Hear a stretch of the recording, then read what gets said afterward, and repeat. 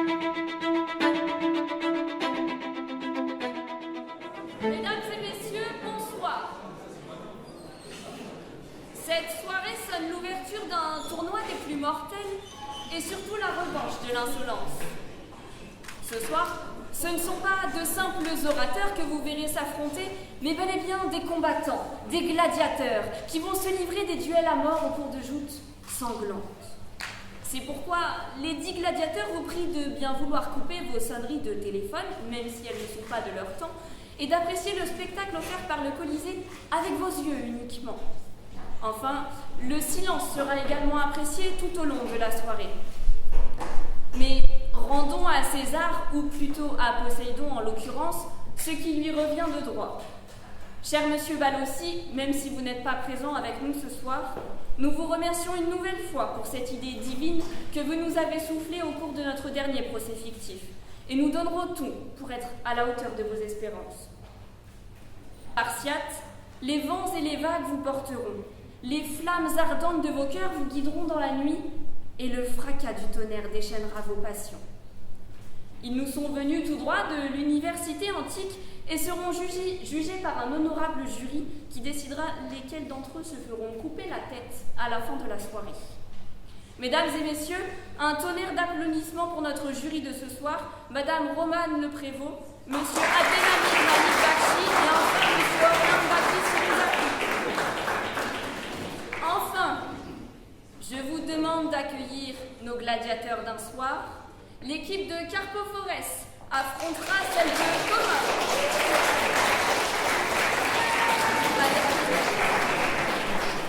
L'équipe de Crixus donnera tout face à celle de Vérus.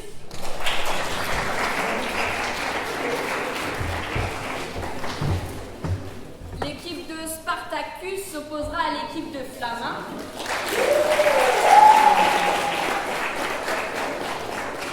Et enfin, l'équipe d'Atticus s'opposera à celle de Spigulus.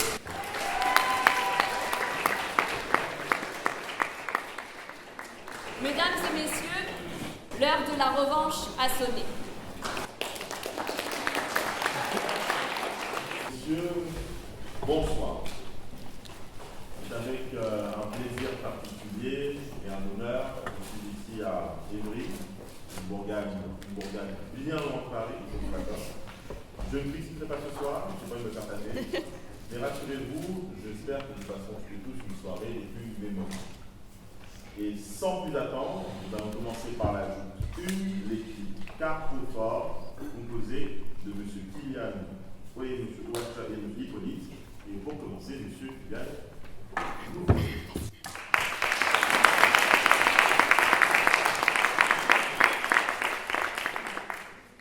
Vous connaissez les règles, j'imagine. Vous avez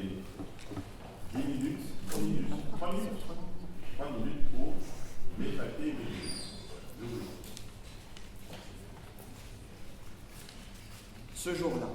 Ce jour-là est reste gravé dans sa mémoire.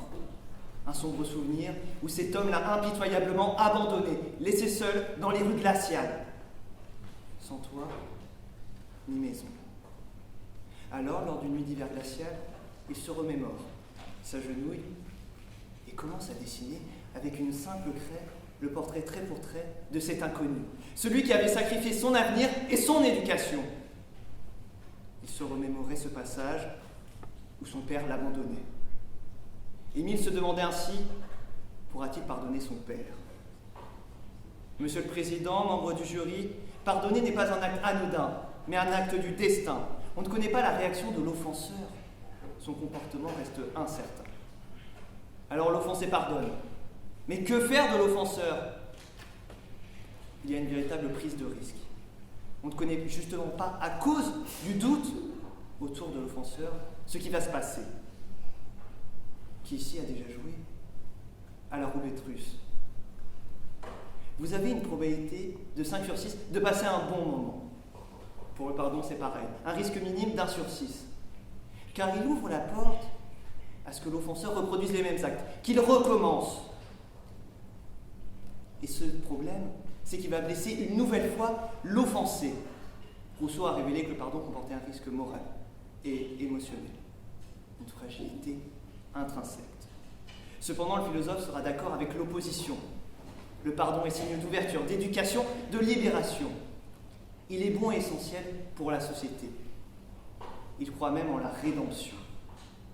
Mais la faiblesse du pardon se repose avant tout sur l'incertitude temporelle. La récidive potentielle de l'offenseur condamne ainsi cette action à la faiblesse, perpétuellement. Monsieur le Président, membre du jury, pensez-vous que Rousseau recommencera? Pensez-vous qu'il abandonnera une nouvelle fois Émile? Pensez-vous que ces gamins abandonnés dans les rues glaciales, au nombre de 6, pourront pardonner un jour à Rousseau de les avoir abandonnés? Le pardon d'Émile a-t-il eu une utilité? Puis on ne parle même plus de gamins, mais d'orphelins. Sans base solide, le contrat social du pardon s'écroule. Rousseau théorise et concrétise que le pardon n'est qu'une faiblesse. L'histoire rousseauiste rejoint l'histoire avec un grand H. Cette dame éternelle qui nous regarde là-haut, juge suprême selon Victor Hugo, qui vous montrera que le pardon est une véritable faiblesse. Elle dessine déjà et elle dessinera, avec une simple craie, le portrait trait pour trait d'un dessin lointain, celui de la vérité absolue.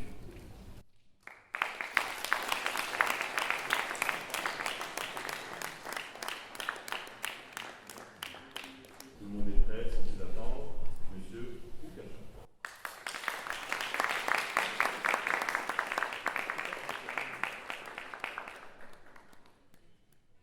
Lorsque vous êtes prêt. Shana Tova, mon ange, c'est ce que j'aurais aimé te dire ce jour-là. Ce matin-là, nous fêtions le jour saint du grand pardon de Yom Kippour. Dehors il neigeait et tu es sorti pour jouer. Mais en un instant, le ciel s'est assombri, les flocons de la neige se sont teintés de gris et je t'ai appelé pour que tu rentres. Des monstres étaient entrés en ville et nous obligeraient bientôt à prendre nos affaires. Ils nous laissèrent 1 mois pour quitter nos foyers.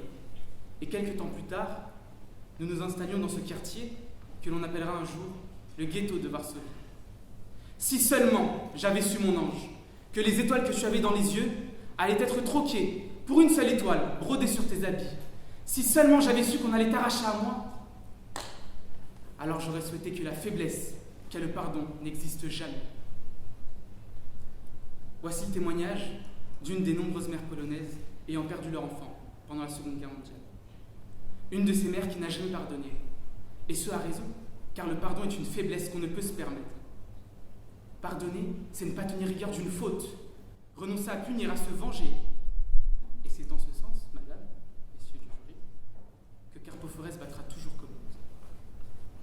Le pardon est une faiblesse, car refuser de pardonner est une force.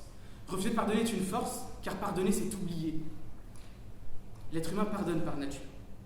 Mais n'ayez pas cette faiblesse. N'oubliez pas le mal qu'on vous a fait, c'est la porte ouverte à ce qu'on vous blesse de nouveau. Mesdames et messieurs, vous entendrez sûrement aujourd'hui que le monde entier n'est pas nazi, et j'en suis très heureux.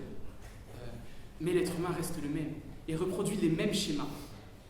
Pardonnez-le une fois, oubliez le mal qu'il vous a fait, renoncez à le punir, et il vous blessera de nouveau. Pardonnez-le 2 fois, oubliez le mal qu'il vous a fait, renoncez à le punir, et il vous blessera de nouveau. J'ai pardonné 3 fois, j'ai oublié le mal qu'il m'a fait, j'ai renoncé à le punir, et il m'a blessé de nouveau. Mais après tout, c'est dans sa nature. N'ayez donc pas la faiblesse de le pardonner. Ne lui donnez pas le bâton pour vous faire battre, le couteau pour vous faire planter, ou encore le martinet pour vous faire fouetter. Enfin, à part si vous avez un certain type de loisir, je ne juge pas. Pardonner ne peut donc être une solution, car il est un acte trop simple. En pardonnant, vous choisissez de ne pas punir, et de rester même inactif face à l'offense et à l'injustice qu'on vous fait. Vous ne faites donc qu'oublier la faute et choisissez donc la facilité au détriment de l'intégrité humaine. Mesdames et messieurs, c'est pour cela que ces mères, à qui on a arraché leurs anges, n'ont jamais pardonné ces monstres. Car s'ils l'avaient été, ces barbares n'auraient jamais été punis. Et bien pire que cela, ils auraient continué leurs atrocités. Et d'autres questions, que celles qu'ils appelaient les questions juives, auraient trouvé leur solution finale.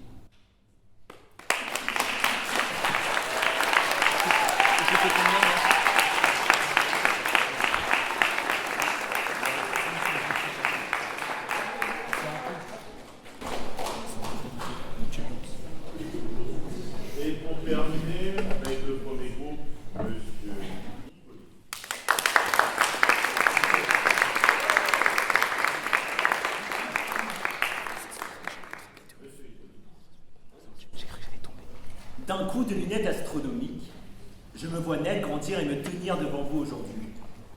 Je ne suis pas debout grâce à mes jambes, mon talent ou encore mes incroyables yeux, non. Mais grâce à mes mœurs et valeurs, les idéaux auxquels je crois. Alors, chers spectateurs de ce combat, et je reste vainqueur de celui-ci, je suis ici pour vous affirmer que pardonner est synonyme de faiblesse, ou plutôt composant de celle-ci, faiblesse ou encore incapacité de se respecter soi-même, de ne pas savoir protéger quelque chose qui nous est propre, et ce, volontairement. Alors, afin d'achever notre adversaire déjà à terre face au coup porté par mes camarades, je suis ici pour vous montrer que pardonner, abandonner ses idéaux, est un acte de faiblesse. Je parle bien de mes idéaux, construits par mes mœurs et valeurs. Ceux-ci sont ceux que je représente, c'est pourquoi je me bats. Il est donc normal de ne pas y déroger, afin de me respecter moi-même, en tant que personne. Imagine, juste un instant, perdre des dizaines d'années de recherche.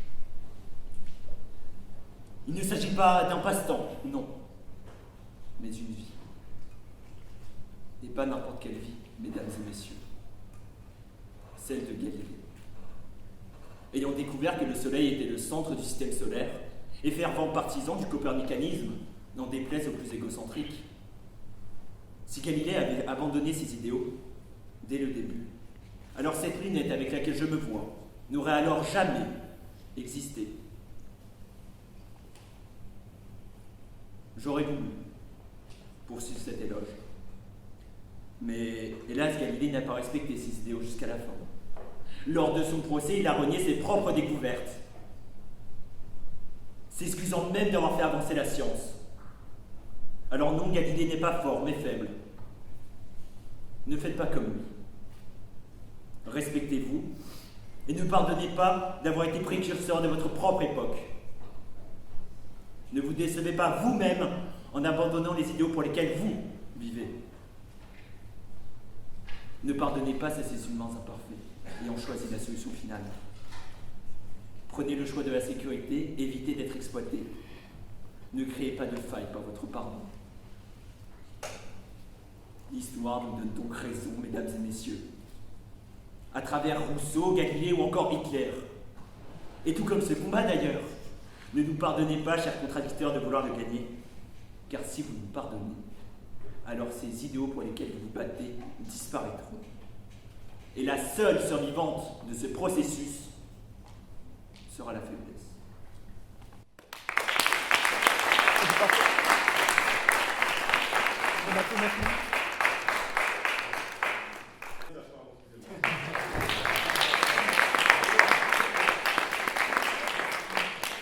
Bonne soirée, vous appelle Vérina.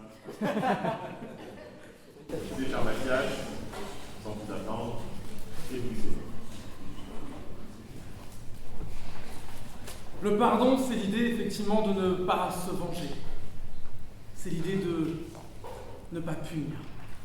Et pardonner, c'est difficile, bien sûr. C'est toujours difficile de pardonner. Après une dispute, après un conflit, peu importe avec qui vous le faites, vos amis, un membre de votre famille, l'amour de votre vie, un camarade, un collègue de travail, peu importe la personne, peu importe, ne serait-ce même que le contexte. Parce que, après chaque dispute, vous êtes envahi par la colère, par la haine même, parfois. Et cette colère, cette haine, elle vous amène à vouloir vous venger, à vouloir punir, chose que d'habitude vous ne feriez pas. Mais là, ça vous pousse à le faire. C'est vos premières pulsions. Et vos premières pulsions vous amèneraient à quoi? C'est ça, être faible. C'est arriver à agir dans ces premières pulsions. C'est que vous ne réfléchissez même pas à une autre solution. Et le pardon, c'est l'autre solution. Le pardon, c'est pas oublier, comme l'a dit l'opposition. C'est tirer un trait sur les choses. C'est fermer un livre. C'est avancer. C'est ça, pardonner. Vous venger servira à quoi? À nourrir cette haine. Voilà tout simplement à quoi ça vous servirait. À nourrir cette haine et au final, qu'auriez-vous gagné? Absolument rien du tout. Parce que vous serez soit plus en colère, soit au pire des cas, la personne n'aura pas compris votre message. Parce que souvent, quand on pardonne ou quand on punit, c'est souvent parce qu'on veut faire reconnaître à l'autre qu'il a tort, que vous avez raison. Et dans la punition, dans la vengeance, ça marchera rarement. Je pense que chacun d'entre nous ici présent, en se vengeant, n'a rien gagné. Alors qu'en pardonnant, comme je l'ai dit, vous tirez un trait, vous avancez, vous voyagez vers de nouveaux horizons, de nouveaux projets, que ce soit professionnels, amical, amoureux. Vous ouvrez une porte à votre avenir. Alors que pardonner, c'est rester bloqué dans le passé. C'est se bloquer dans un conflit, dans une dispute éternelle. Vous nous avez parlé des nazis, mais c'est exactement ça. Croyez-vous que les Juifs n'ont jamais tiré un trait sur leur passé? Jamais ils n'ont réussi à tourner la page de ce livre qui leur a été ouvert. Alors que s'ils avaient pardonné, même si c'est dur, je l'entends bien, mais pardonner, cela permet de se reconstruire. Et surtout, d'envisager un avenir. Alors, mesdames et messieurs, je vous le demande, allez-y, vengez-vous, punissez, allez-y, faites-le à la personne qui vous a dernièrement énervé, qui vous a mis en colère, faites-le. Et vous comprendrez que le pardon était votre seule solution, votre seule rédemption.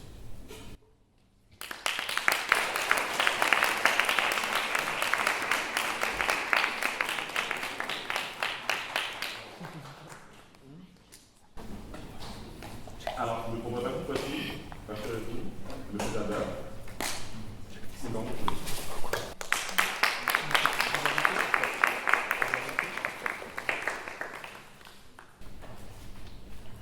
Je suis faible.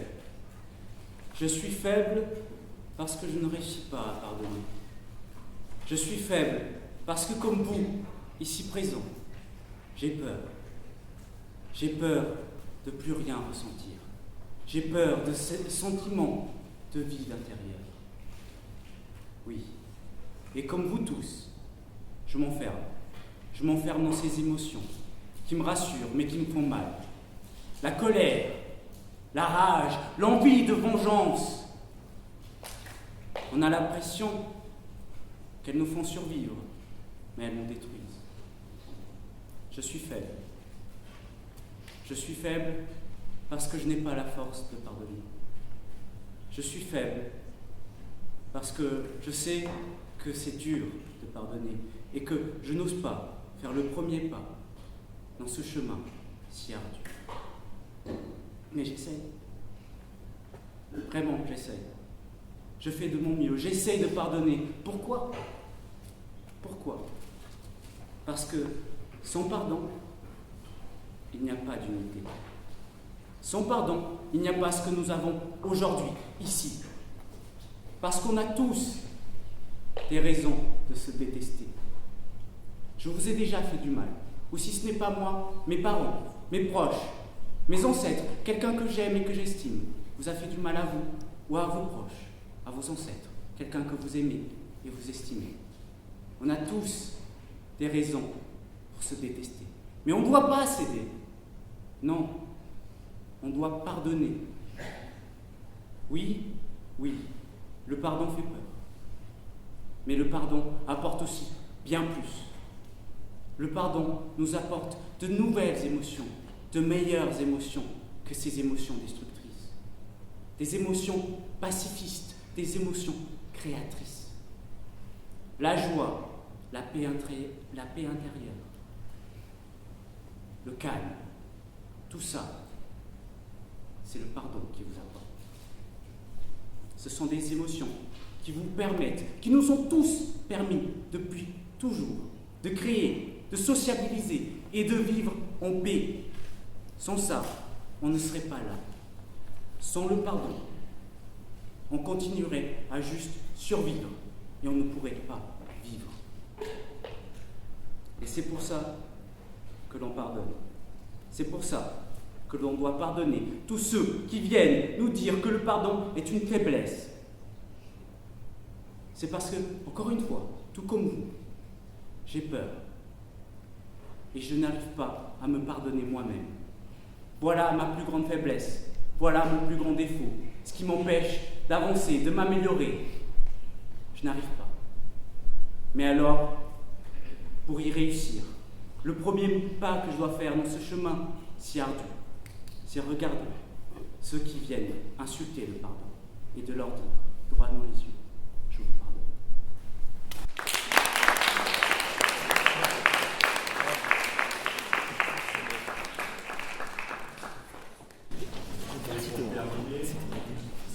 Madame Irina, vous avez la parole.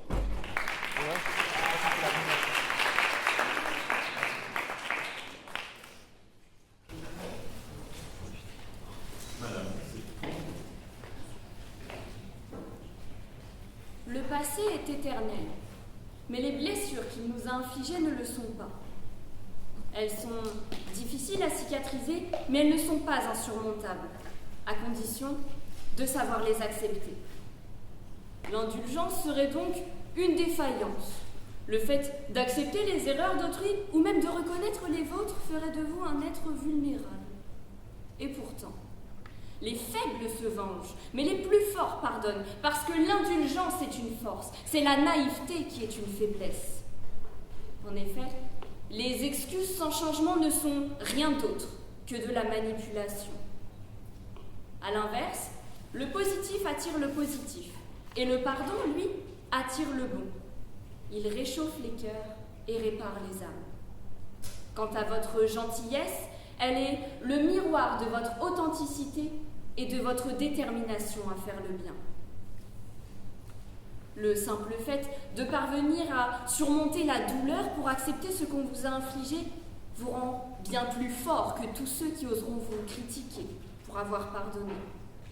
Le fait d'être indulgent envers votre bourreau témoigne d'un grand cœur et d'une humanité à toute épreuve.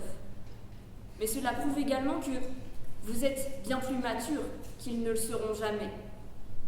Alors, pardonnez. Pardonnez leur hypocrisie, leurs mensonges et leurs bêtises, parce que ce n'est pas vous qu'ils définissent.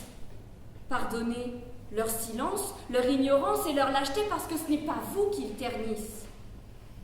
Pardonnez aux humains imparfaits qu'ils sont, parce que vous êtes vous-même un humain imparfait.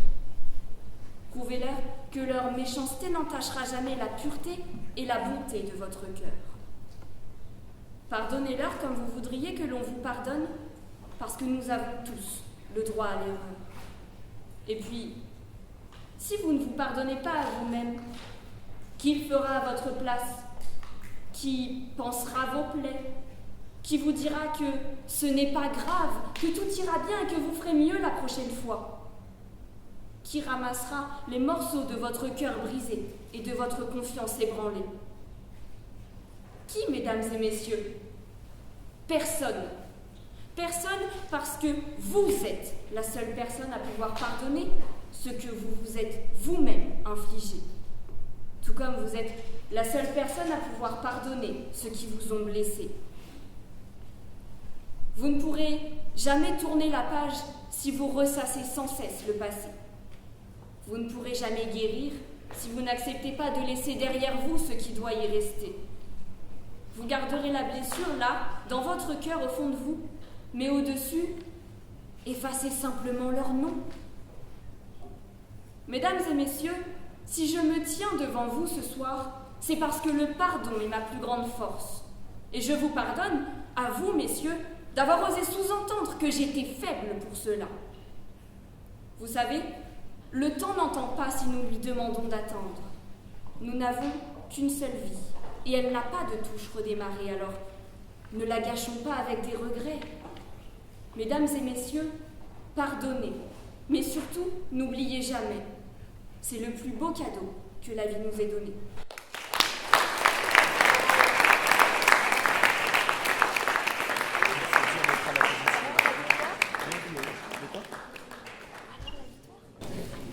l'équipe Plexus contre l'équipe Verus. Sans plus attendre, nous avons l'équipe Plexus qui s'appelle Monsieur Marc.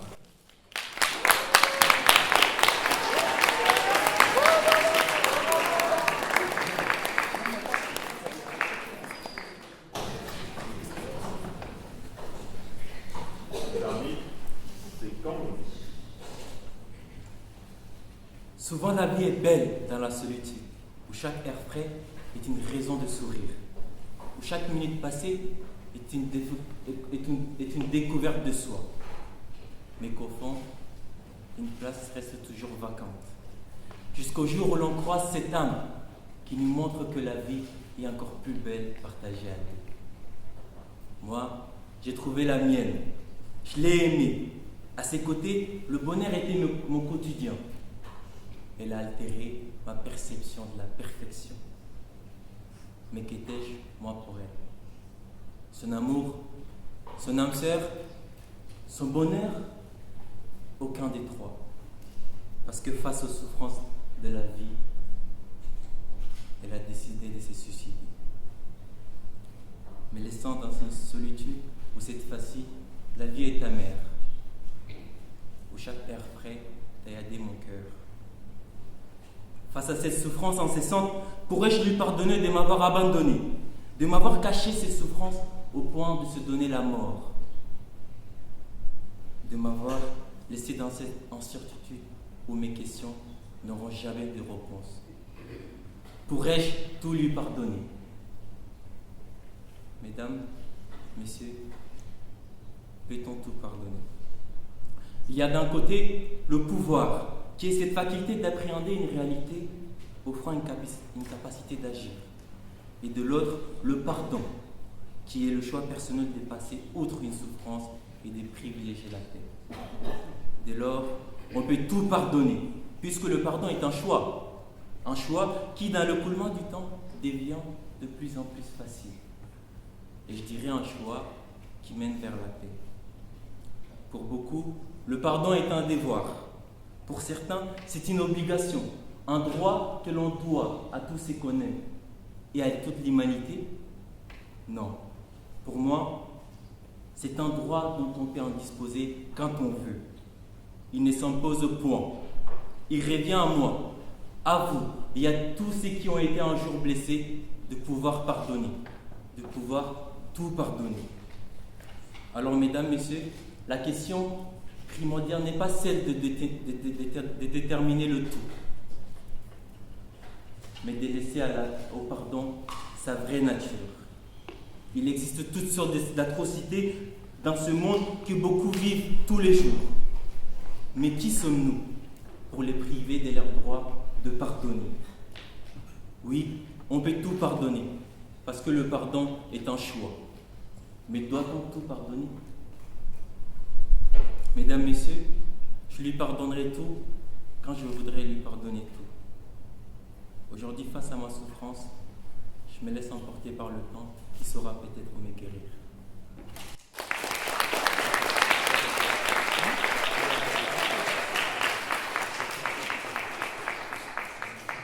Poursuivre M.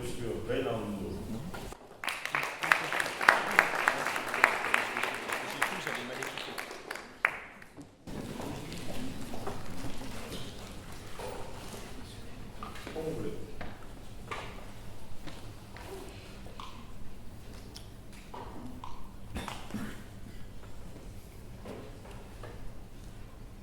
Un an après, mon amour me manque. Sa perte me hante. 2 ans après, mes blessures se referment et ma douleur s'étend. Le temps fut mon seul compagnon dans ce long voyage. Apaisant mon cœur, qui pris dans ce tourment de souffrance, ne voyait aucune échappatoire. M'ouvrant la porte vers une réalité où le pardon n'est plus un lourd fardeau, mais une acceptation de cette même réalité. Mesdames, messieurs, oui, on peut tout pardonner. Car j'ai appris avec le temps que le pardon, c'est le résultat de tout processus facilité par l'écoulement du temps. Un processus qui nous permet de mettre des mots sur nos douleurs. Un processus qui implique une disparition de nos souffrances qui, peu à peu, devient un souvenir lointain. Dépendamment de la gravité de l'acte, on peut pardonner d'un coup ou quelque temps après.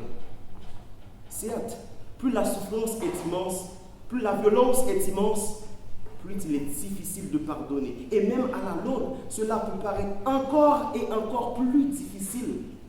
Mais cela n'est jamais, jamais impossible. On peut ne pas pardonner parce que l'émotion doit s'exprimer. Cependant, avec le temps, on y arrivera.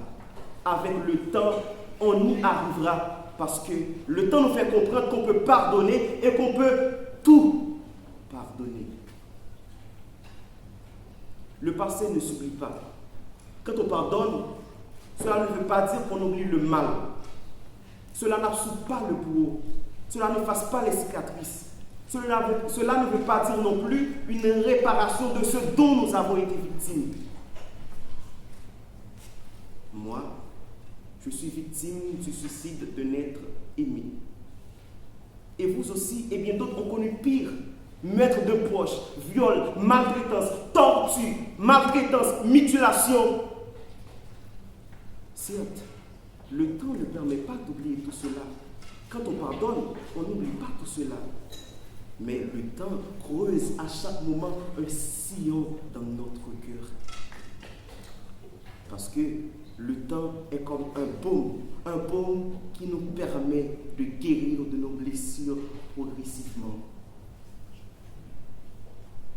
Avec le temps, les émotions s'apaisent.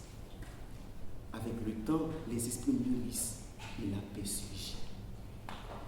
Alors, imaginez-vous un monde où chaque offense pèserait éternellement sur nos épaules, où chaque douleur reste gravée dans le marbre de nos mémoires, inaltérable et immuable.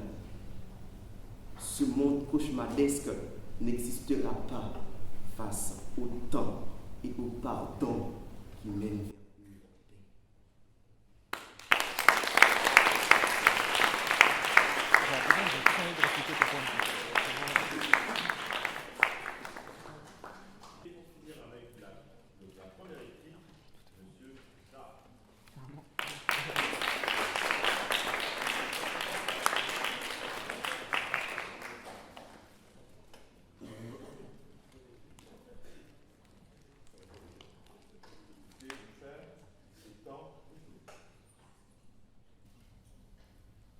Emporté par des tourments que je n'ai jamais pu saisir.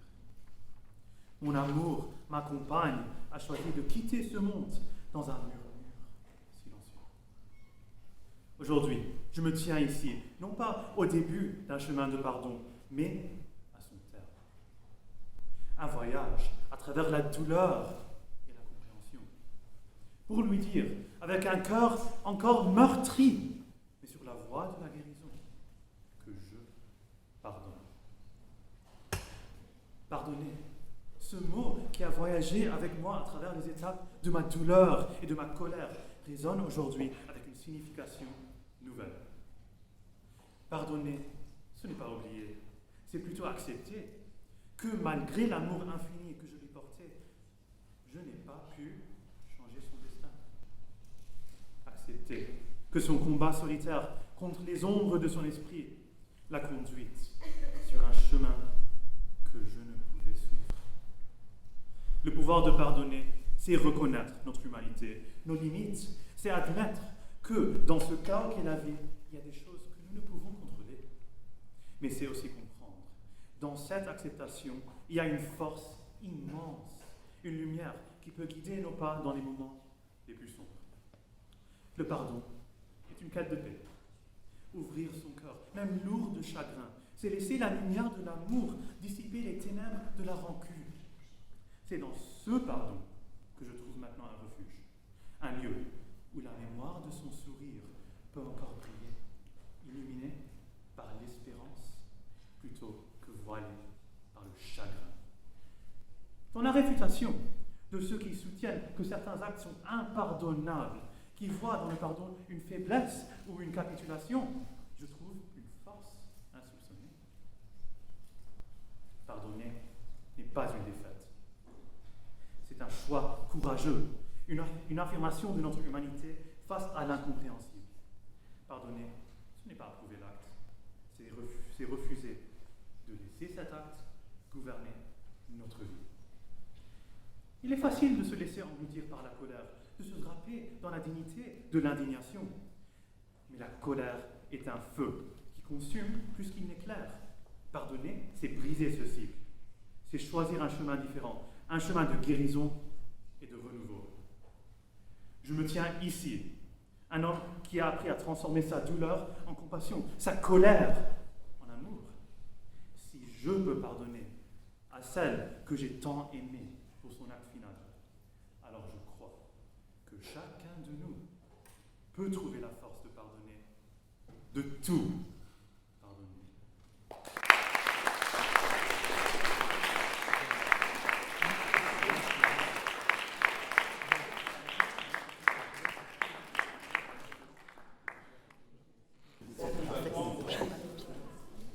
Moi j'ai bougé un peu, il fallait que je me remette.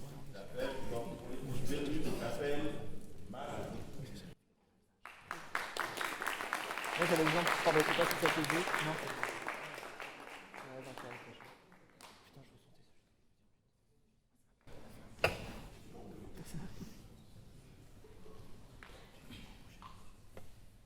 Monsieur le Président, Mesdames, Messieurs les jurés, chers assemblés, prenez un instant pour souffler, l'espace de quelques temps et de pouvoir contempler vos actes bienveillants et malveillants, pour vouloir ainsi pardonner vos fautes, vos torts, vos regrets.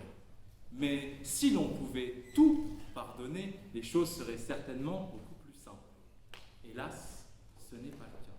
Mais qu'est-ce que le pardon ? Le pardon, c'est le fait de ne pas tenir compte de l'action d'autrui. Encore une fois, tout dépend de l'action. Mais si l'on se penche sur la réalité, on peut parler du harcèlement, que ce soit le harcèlement scolaire, physique, psychologique, sexuel, ou encore le cyberharcèlement. La question est la suivante. Est-ce que le harcèlement est-il pardonnable ? Eh bien non, il suffit de voir le nombre de pensées suicidaires chez les victimes d'harcèlement scolaire, qui s'élève de 12% à 36% selon Euronews.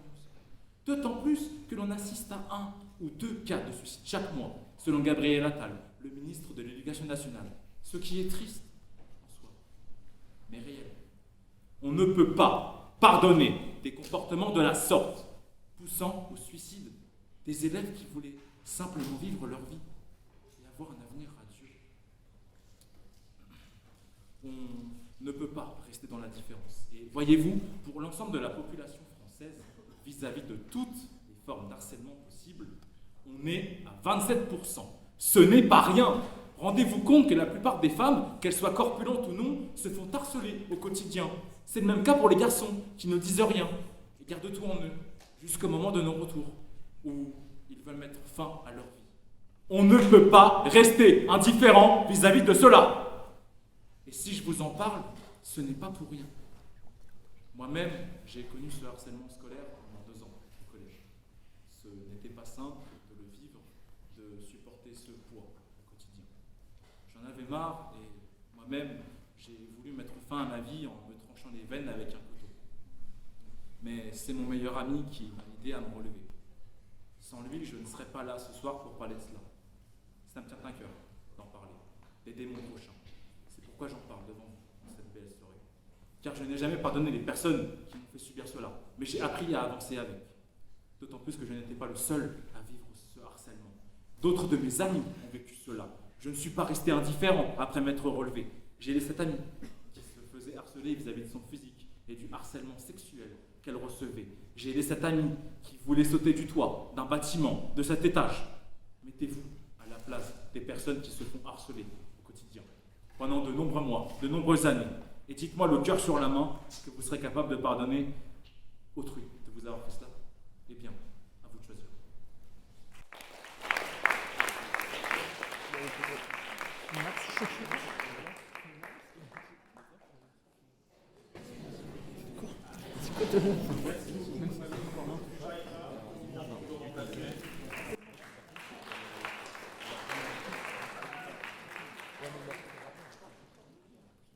Tu ne vas pas faire ça. Tu ne vas pas porter plainte contre lui. C'est ton oncle tout de même. Il faut que tu lui pardonnes. À la famille, on peut tout pardonner. Très cher membre du jury, très cher public, je salue. C'est exactement ce qu'on a demandé à Marie de faire. Marie, à qui on a osé demander de pardonner à son violeur. Peut-on tout pardonner? Pardonner, qui, je vous le rappelle, signifie tenir une offense pour nulle, renoncer à punir ou à se venger. À l'évidence, non, on ne peut pas tout pardonner. Car pardonner le viol, c'est insulter les victimes. C'est minimiser le préjudice moral et physique qu'elles ont subi. Certes, je vous l'accorde, individuellement, on a toutes et tous des capacités plus ou moins différentes à faire preuve d'abnégation. Un prêtre, par exemple, sera plus à même de pardonner l'oncle de Marie qu'un juge. D'ailleurs, je vous pose la question, très cher membre du jury et très cher public. Avez-vous déjà vu un juge pardonner le viol? Non. Vous-même, pourriez-vous pardonner le viol? Je ne pense pas. Marie ne va pas pardonner à son oncle.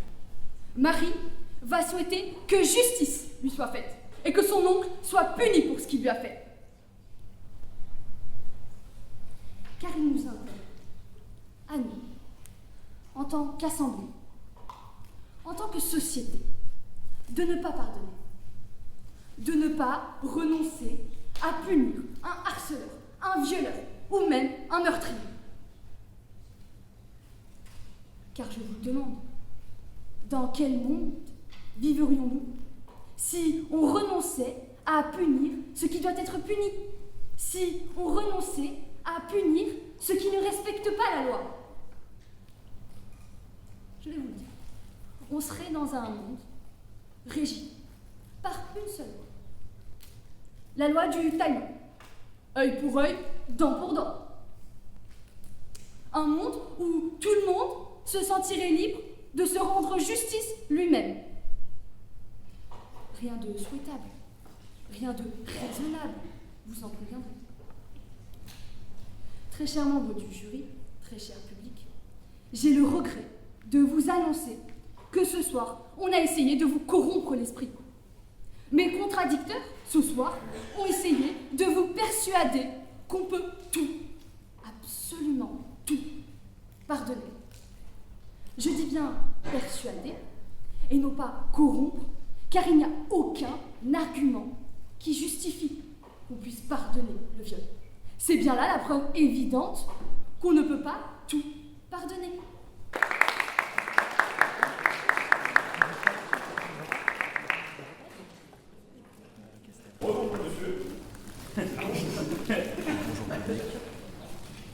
Encore une fois, je me présente devant vous, Monsieur le Président, Mesdames, Messieurs les jurés et merveilleuse assemblée.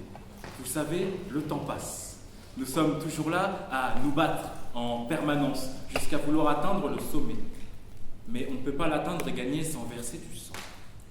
Vous savez, les combats amicaux qui peuvent être contrôlés par des organisations comme la boxe ou l'éloquence. Mais nous avons aussi les combats de rue, les combats à mort, qui ne peuvent pas être contrôlés et qui peuvent mettre en avant la loi du plus fort, quitte à tuer son adversaire. Et vous l'avez compris, nous parlons cette fois de meurtre. Le meurtre, qu'est-ce que c'est? Le meurtre, c'est un acte cruel de prendre la vie à autrui, de lui donner la mort sans lui laisser le temps de vivre sa vie. Si nous parlons de meurtre, ce n'est pas pour rien. Vous savez, selon France TV Info, on recense tous les 3 jours une femme tuée. On appelle ça un féminicide.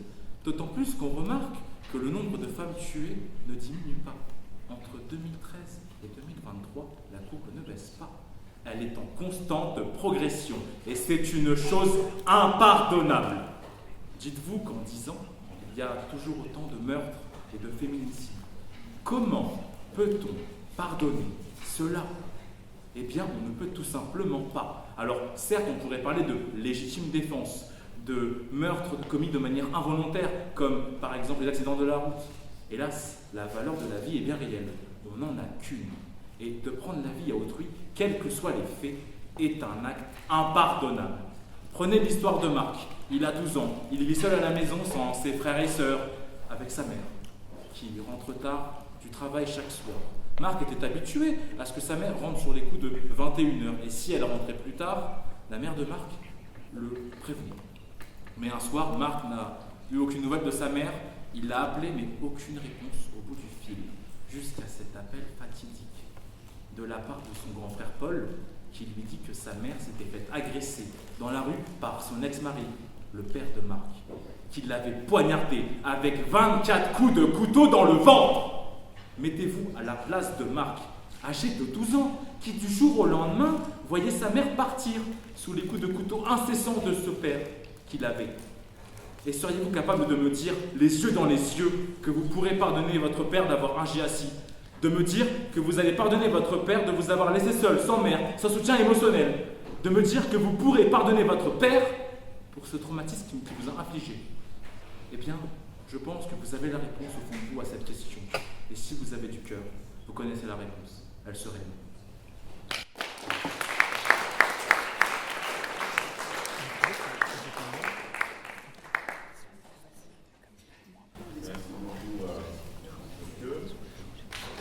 Merci beaucoup, monsieur. Pour poursuivre, nous allons passer à la troisième joute, avec qui va voir s'opposer l'équipe Spartacus contre l'équipe Flamma. Et pour commencer, j'appelle monsieur.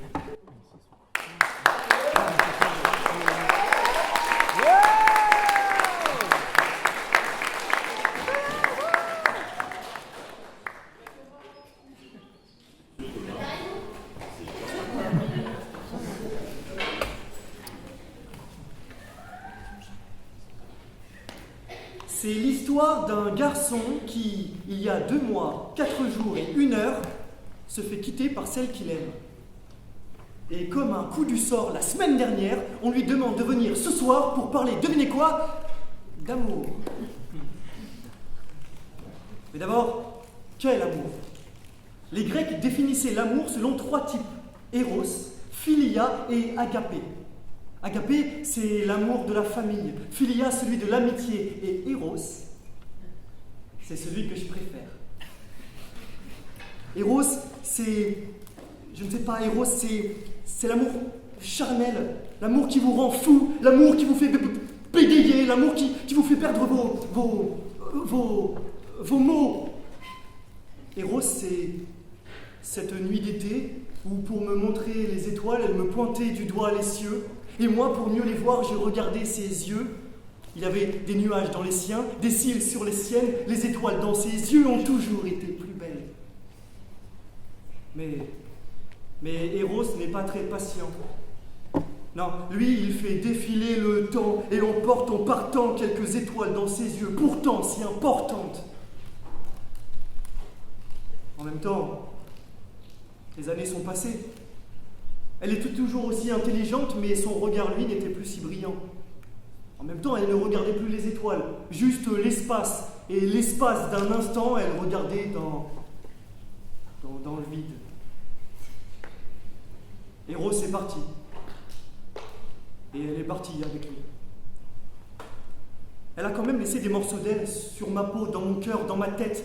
Et plutôt que de les vomir tous les soirs pour les sortir de mon être, j'ai appris à vivre avec. Mesdames, messieurs, vous aussi, vous vivez avec votre histoire. Elle s'accroche à votre peau, elle s'accroche à votre cœur, et parfois même elle monte à votre tête. Et vos amours perdus font partie de votre histoire. Alors ils sont durs, ils sont douloureux, ils s'accrochent à vous comme un gros boulet noir, sombre, qui vous traîne. Mais je vais vous faire une confidence, il existe un mot secret, un mot magique, qui permet de transformer ce lourd boulet sombre en un joli ballon coloré, qui vous porte vers le haut. Ce mot, c'est pardon. Oui, juste pardon. Par nature, l'humain tente à avancer. Et le pardon aide à l'avancement, donc par nature, il pardonne. Le pardon, mesdames, messieurs, transforme ce point final de votre histoire en une jolie virgule pour la poursuivre. Alors, pardonnons les étoiles qui ont filé, pardonnons les amours déchus, les amoureux déçus. Honnêtement, mesdames, messieurs, arrêtons d'être révoltés contre le passé et embrassons l'insolence de l'avenir.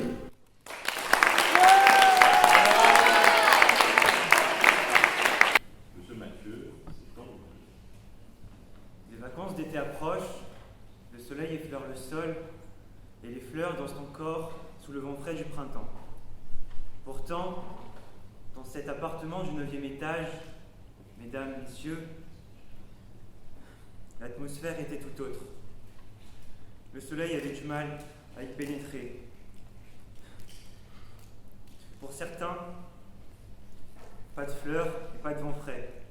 Pour certains, la vie était pleine de couleurs, vive, mais pour lui, tout était terne. Dans cette chambre si bien ordonnée, le désordre frappait mon cœur. Pour la première fois de ma vie, je comprenais l'importance de l'amitié. Pour la première fois de ma vie, je compris que l'amitié, c'était tout d'abord de l'amour. Pas au sens passionnel, ni fraternel, mais au sens de camaraderie, d'amitié. Cette bienveillance joyeuse, celle-là même que les Grecs appelaient philia. Mesdames, messieurs, le pardon, c'est d'abord de l'amour.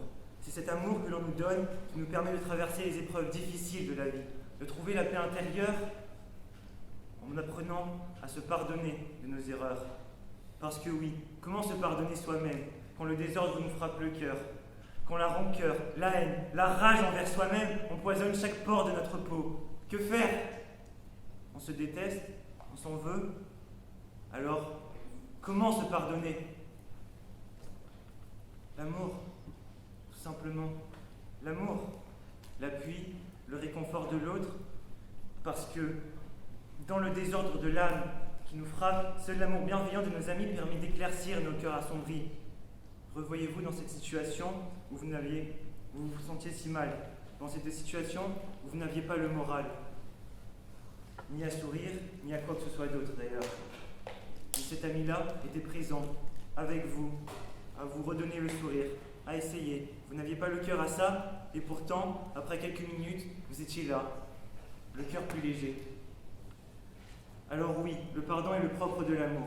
L'amour comme seule et unique condition du pardon, que ce soit le pardon de l'autre, mais aussi celui, et surtout, du pardon de soi, bien trop souvent laissé de côté.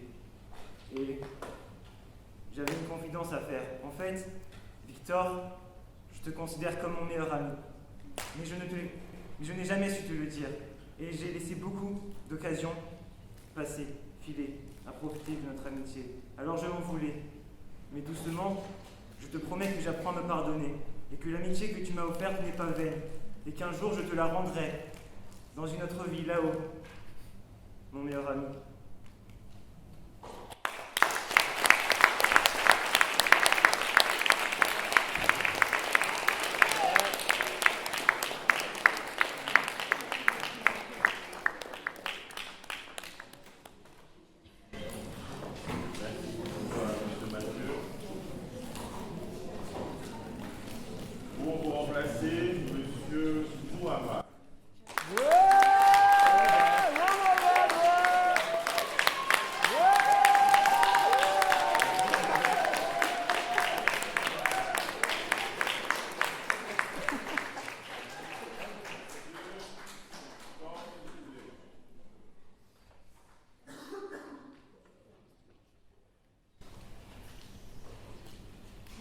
Silence.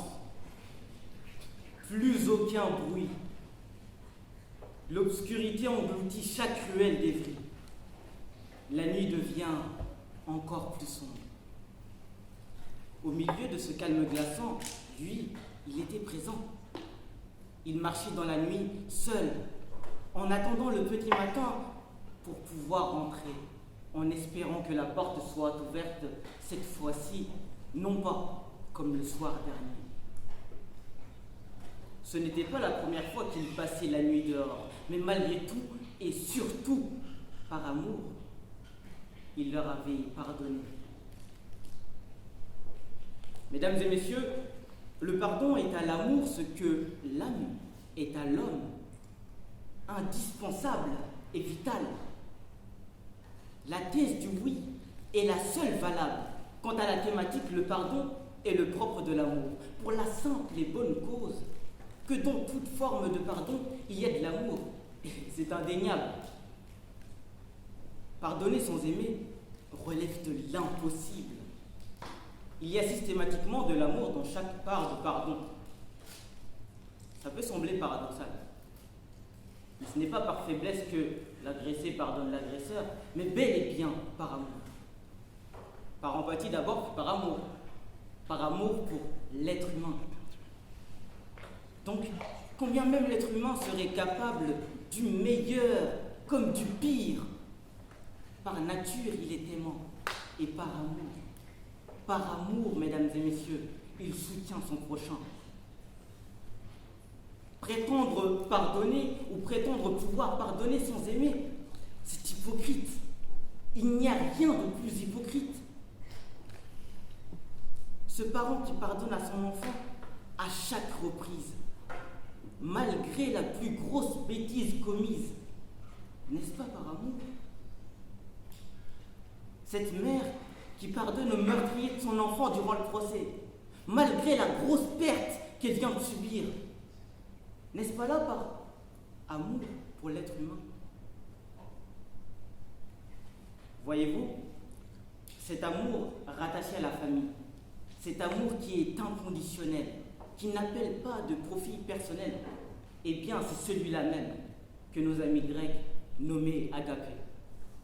Alors oui, oui et mille fois oui, le pardon est le propre de l'amour et rien ni personne ne me fera croire le contraire. Tout comme à lui. Lui qui a passé des nuits entières dehors, à toquer à la porte à maintes reprises. Lui qui a appelé une fois, deux fois, trois fois, non, plus d'une trentaine de fois sur le téléphone fixe. Aucune réponse.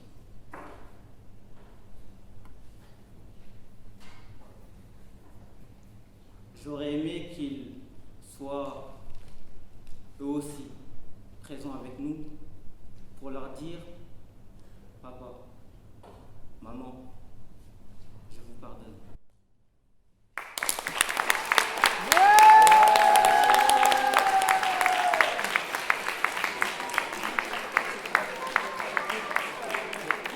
Par contre, j'ai l'impression que vous êtes habitué à chaque fois. Oui. Les arguments, ils sont déconnus par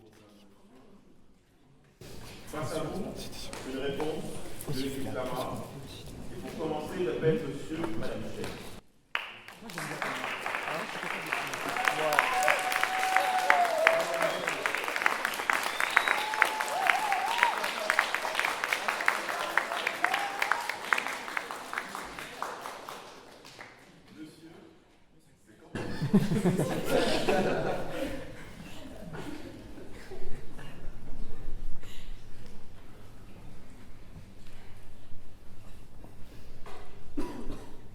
En mathématiques, deux droites sont dites parallèles si elles n'ont aucun point commun. C'est simple.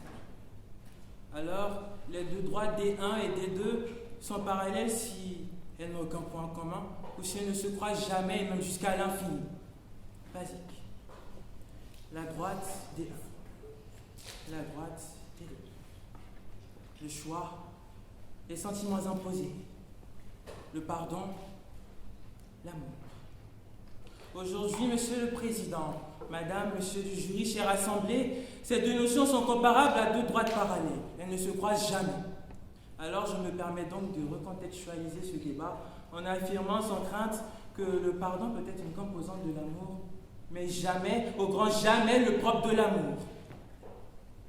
L'amour, symbolisé par la droite D2, est un sentiment instantané, imprévisible, une force inattendue, incontournable, qui crée un attachement, un désir envers quelqu'un ou quelque chose.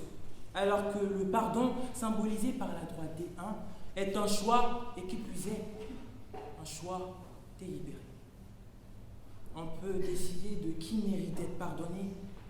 Il nous permet de laisser aller la colère et les rancœurs, en favorisant ainsi la réconciliation et la paix intérieure. Je dirais même mieux que le pardon n'est pas le propre de l'amour, mais le pardon est le propre de la compassion tout simplement.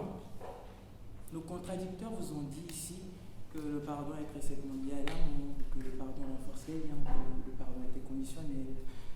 Eh bien, cela est faux. Ce sont des balivernes, des mensonges, une aberration. Et si j'avais des mots plus forts que cela à l'instant T, j'allais les dire. Aucune de ces deux notions n'est le propre de l'autre. Et encore moins le pardon de l'amour. Nous pouvons aimer sans pardonner, tout comme nous pouvons pardonner sans aimer. Lors du procès d'Amber Duke, le geste de pardon de Prince Jean envers l'accusé a clairement illustré que le pardon peut exister indépendamment de l'amour. Malgré la tragédie du meurtre de son frère, par l'accusé, il a choisi de montrer sa compassion envers celui-ci en se basant sur sa compréhension, même lorsque l'amour n'est pas présent. En d'autres termes, on peut pardonner sans aimer. Très cher contradicteur, je tiens à vous dire que je vous apprécie beaucoup, voire que je vous porte dans mon cœur. Mais je tiens à vous dire que votre raisonnement ne tient pas la route selon votre position. Alors, j'en suis navré, mais on peut aimer sans pardonner. Le pardon peut être lié à l'amour. Le pardon peut être une composante de l'amour, mais le pardon ne sera jamais, au grand jamais, le propre de l'amour, car le pardon peut exister sans amour. Et l'amour peut exister sans pardonner nécessairement. Gardez à l'esprit que le pardon est représenté par la droite des 1 et l'amour par la droite des 2. Ce sont deux droites parallèles, elles ne peuvent coexister. C'est ça.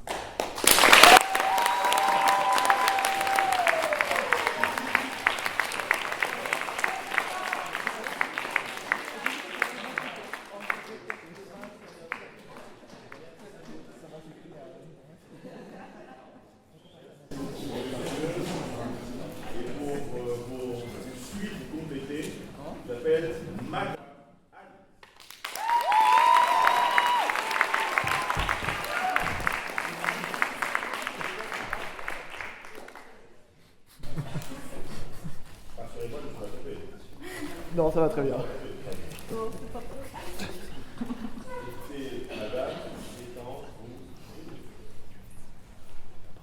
Si je pouvais choisir ce que je ressens, je ferais tout pour aller de l'avant.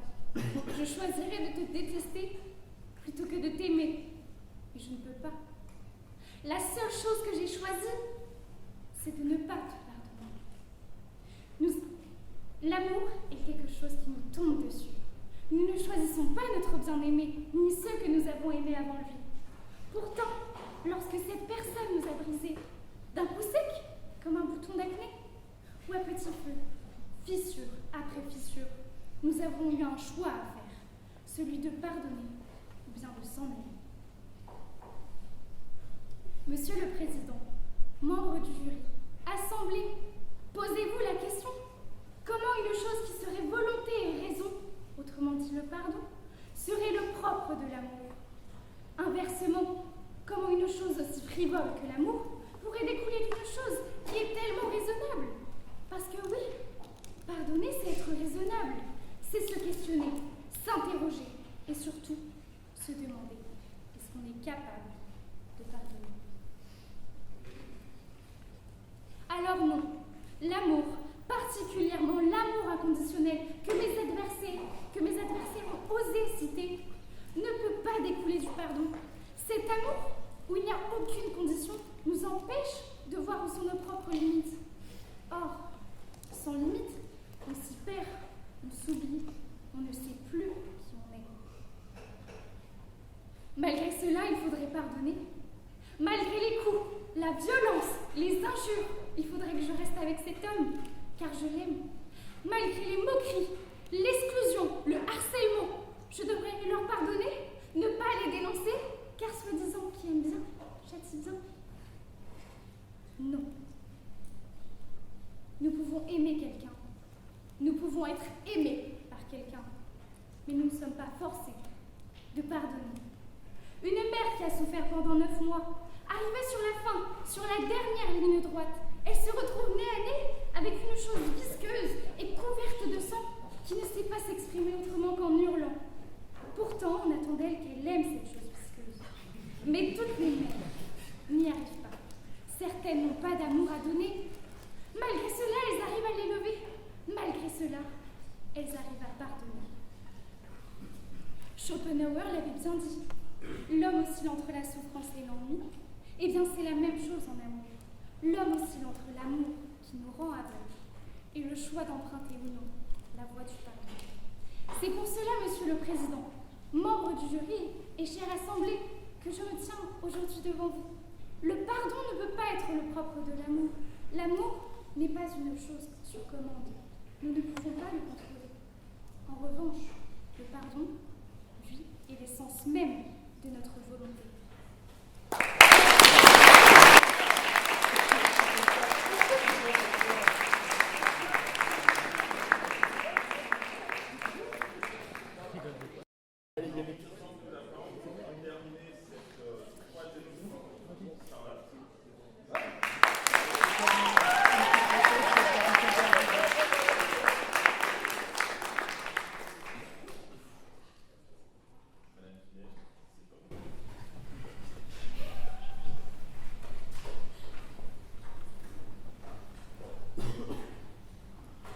Le soleil se couche une nouvelle fois, mais une fois encore, je le regarde sans toi. Depuis ce qui me semble être l'éternité, tu m'as abandonné sans jamais te retourner. C'était mieux pour nous, disais-tu. Mais si c'était mieux pour nous, pourquoi me sens-je si seule? Pourquoi je ne peux dormir sans cauchemarder? Pourquoi ne puis-je cesser de penser à toi? À tes yeux, tes lèvres, ton corps? Reviens-moi. Je n'aurais pas dû te succomber. Mais je n'avais pas le choix. L'amour ne laisse pas le choix, si ce n'est de lui donner couleur. Monsieur le Président, Madame, Monsieur membre du jury, chère Assemblée, venez, allons observer le coucher du soleil, afin que je puisse entendre la mélodie de vos cœurs, donnant couleur au propre de l'amour. Membres du jury, nous observons tous les nuages et y décelons des formes différentes, sans pour autant qu'une seule forme soit vérité absolue. Si je vous demande ce soir de me dire ce qu'est le propre de l'amour pour vous, vous ne me direz pas le pardon, vous ne me direz même pas l'abandon, mais peut-être la joie. Qui sait? Chère Assemblée, regardez votre voisin de droite, puis celui de gauche. Posez-vous la question, quel est le propre de l'amour pour lui? Est-ce le même que le vôtre? Non, ce n'est pas possible. Vous ne pouvez guère en réalité le savoir, le deviner, parce que l'amour est une chose intangible, fragile et lumineuse, s'imposant à l'homme à un instant T, l'emplissant de sentiments profonds et intenses. Le pardon, en revanche, est un choix intellectuel de l'individu, mais c'est aussi une couleur, un sentiment, un ressenti, un point d'ancrage, tout comme l'abandon, la joie, la colère, la peur et bien d'autres choses encore. L'homme a peur de bien des choses, notamment des choses qu'il ne peut contrôler. J'ai peur de l'amour, parce qu'il me fait constamment penser à toi, au fait que tu m'aies abandonné, comme si le temps était compté à chaque baiser échangé.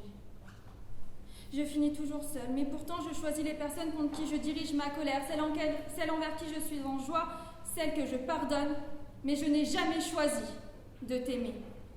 C'est arrivé, c'est tout. Et vous, le pardon est-il le propre de l'amour pour vous? Le pardon peut-il être le propre de l'amour, Monsieur le Président, lorsque vous pardonnez à celui qui vous a bousculé ce matin dans le RER? Est-ce par amour, membre du jury, que vous pardonnez les coups que votre moitié vous porte? Est-ce par amour que vous pardonnez les abus sexuels de votre père? Ou tout cela n'est que résultant de choix, d'un contrat social ancré dans les mentalités? En réalité, le propre de l'amour, c'est lui-même. Personne ne peut le contrôler, personne ne peut le diriger, on peut simplement lui donner couleur. L'amour restera propre à lui.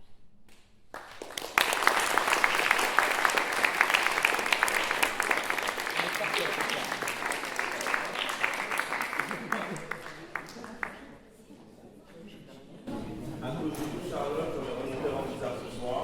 Merci.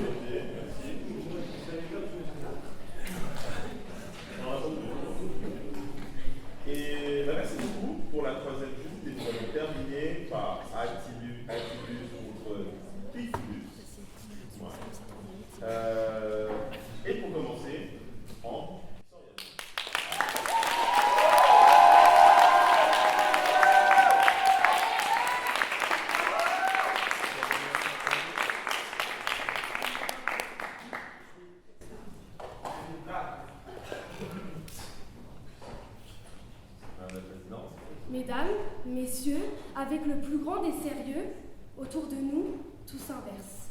Les saisons, les genres, les relations. Il est grand temps de remettre de l'ordre. D'ordonner nos mots d'amour ou nos mots d'humour, nos pensées cachées ou partagées. Mais profitons-en, le français est bien fait. Pardonner est s'oublier. Pourtant, le O vient avant le P. Vous l'aurez compris, c'est l'ordre de l'alphabet. Je dirais alors, oublier, S, pardonner.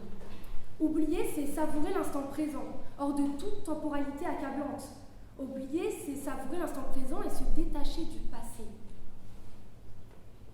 Alors, mesdames, messieurs, j'aimerais leur demander pardon. Beaucoup parlent, mais très peu le feront, car c'est un mot qui est difficile à demander et il a cette fâcheuse tendance à nous donner tort. Qui dit pardon, dit abandon. Abandon, tiens, titre de l'un de tes sons. Abandonner votre passé, eh bien c'est ça, pardonner. Pardonner telle une délivrance et oublier telle une évidence. Nouveau départ. Dans quelle situation on demande pardon? On demande pardon quand on a commis une erreur, une faute. Mais quand on demande pardon, on demande quoi véritablement? On demande à ce que cette personne oublie ce qu'on a fait, oublie ce qu'il s'est passé. Et si cette personne, elle pardonne mais elle n'oublie pas, eh bien, pardonner aura changé de visage. Elle ne se comportera pas de la même manière, elle ne vous regardera pas et ne vous parlera pas de la même manière. Elle aura effacé ce petit sourire, arrêté ces petites mimiques et le silence aura laissé place au lieu des rires. Attention, je ne vous parle pas d'un pardon par générosité, je vous parle d'un pardon par manque de mémoire. Ici, on ne tourne pas la page, on ne passe pas l'éponge, on change de livre. Nouveau départ. Mesdames, messieurs, après avoir pendant des années plaidé, ce soir, eh bien, j'aimerais vous parler.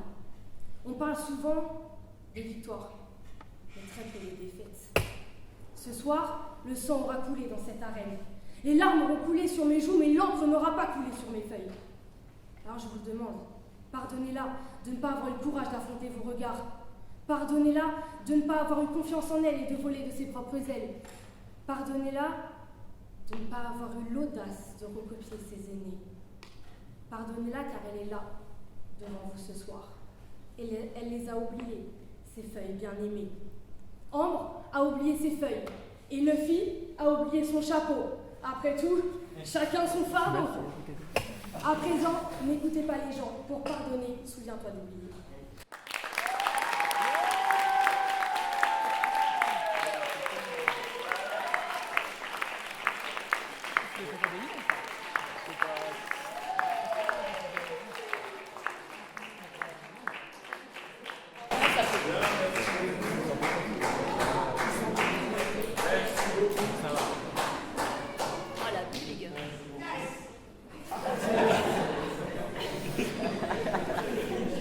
C'est Rudy pour changer. D'accord. C'est Rudy pour changer qui fait des livres. Pour continuer, j'appelle M. Raya.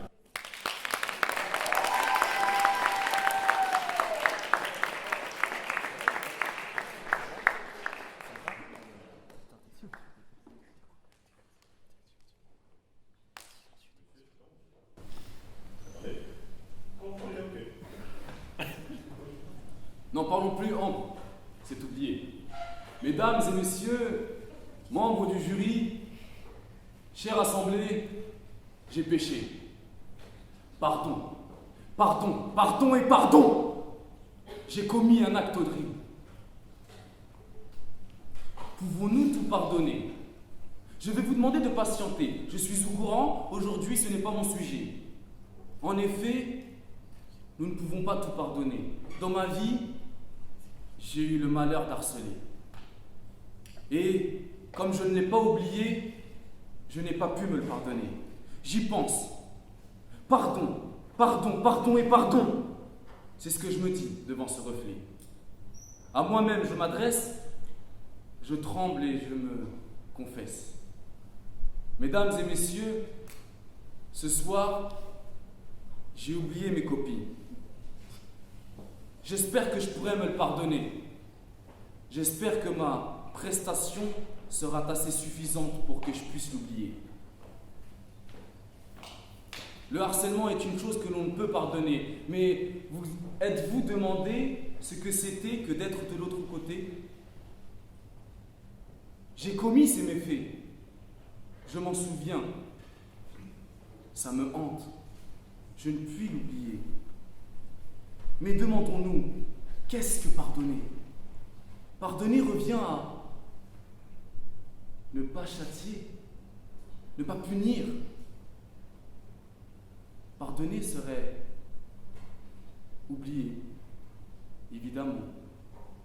Pour continuer en beauté, je vais vous le demander, chère assemblée, sortez vos téléphones. Sur Google, vous pourrez trouver le synonyme d'oublier et bien pardonner. Le synonyme de pardonner est bien oublier. Vous pourrez le vérifier. Mesdames et messieurs, aujourd'hui, je me suis porté devant vous sans mes copies et mon texte, je l'ai oublié. Mais lui, il ne m'a pas pardonné. Un philosophe espagnol, Valère Cañas, disait que le pardon est une promesse d'oubli, en échange d'une promesse de non-récidive. On se le promet, on se le promet, on se le promet et on se le promet. On se promet de se pardonner, mais en échange, on se le promet d'oublier et de ne plus recommencer.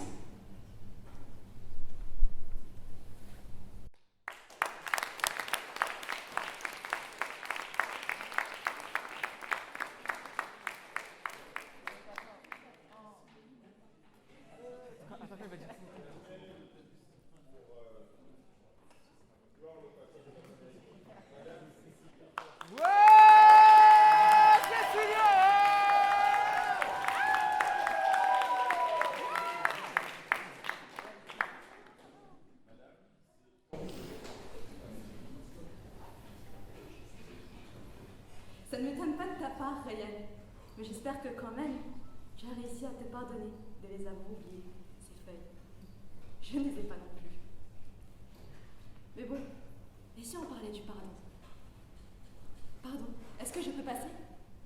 Oh, excusez-moi, je ne voulais pas vous bousculer. C'est dans ce quotidien agité que le pardon est omniprésent. Mais ce n'est pas de ce pardon de façade dont on veut vous parler. Ce soir, on ne pardonne pas par générosité. Non, on vous parle d'un vrai pardon.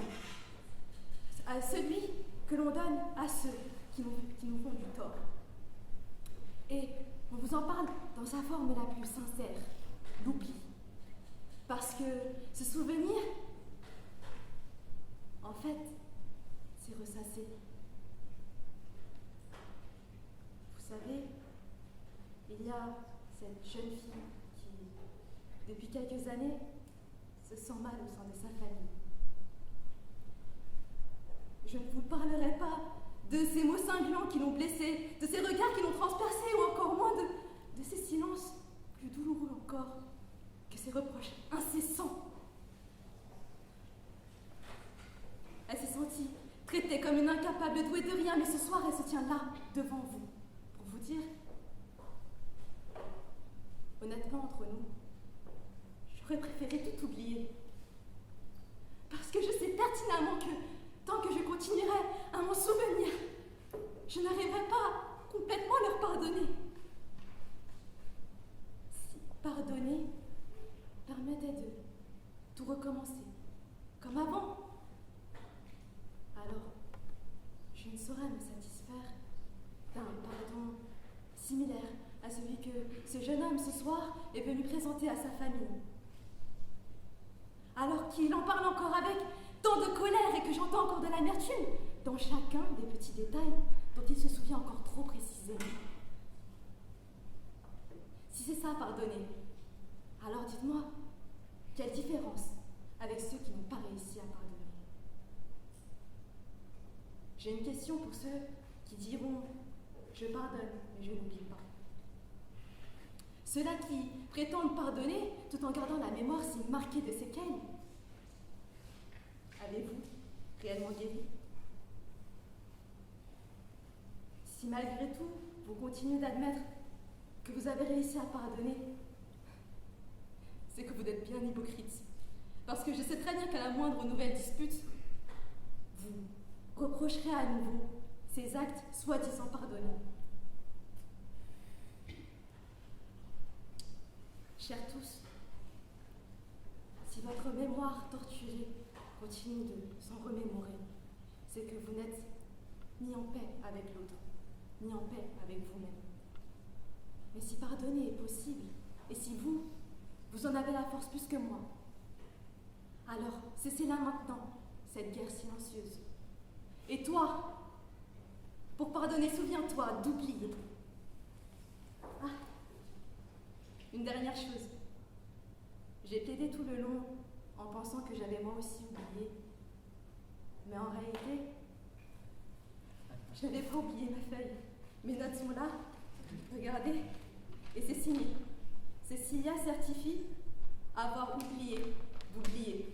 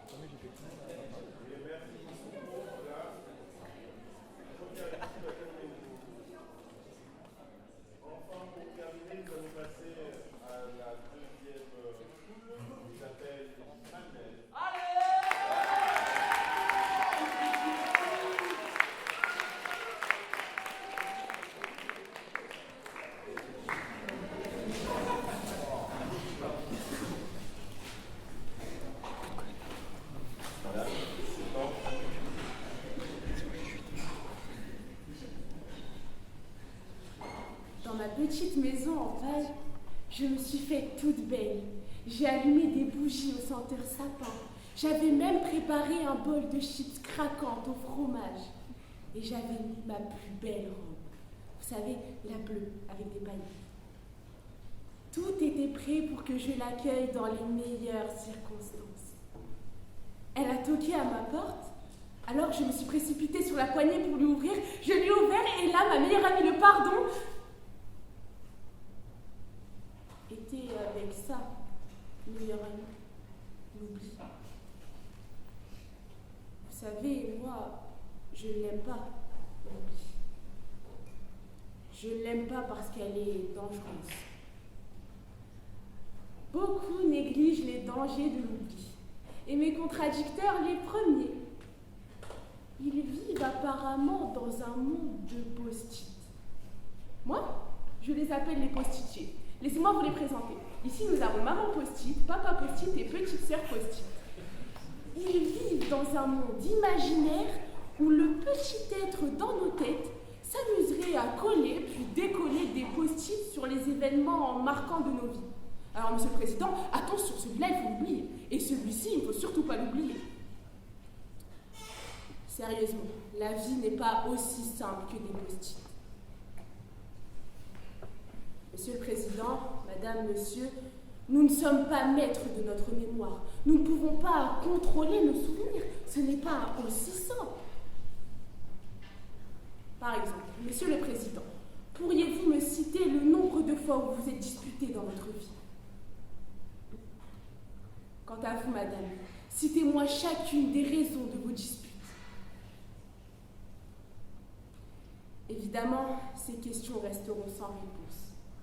Puisque vous aussi, vos mémoires vous jouent des tours, alors comment affirmer qu'en pardonnant on oublie alors qu'on n'est même pas capable de contrôler notre mémoire?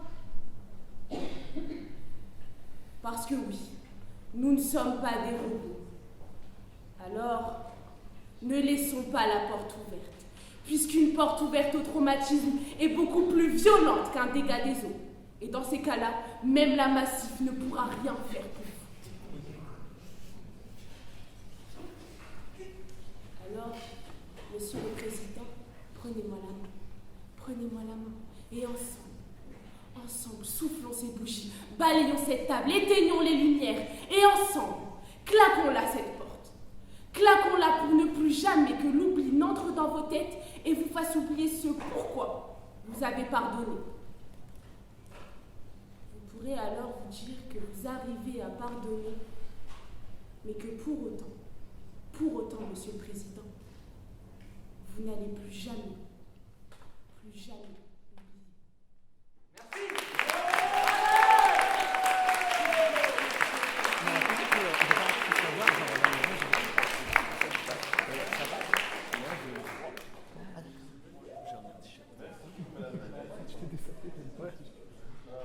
Pour continuer, je demande à Monsieur Jacques.